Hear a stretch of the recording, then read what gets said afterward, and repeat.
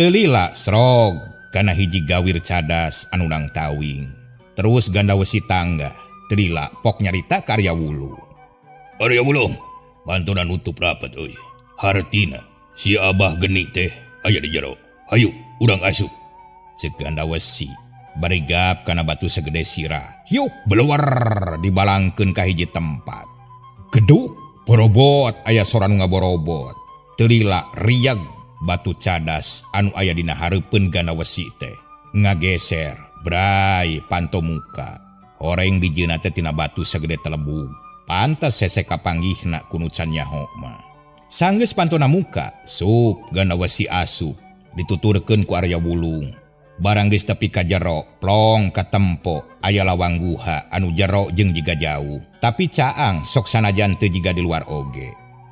Pok Arya Wulung nyarita ka ganda wesi.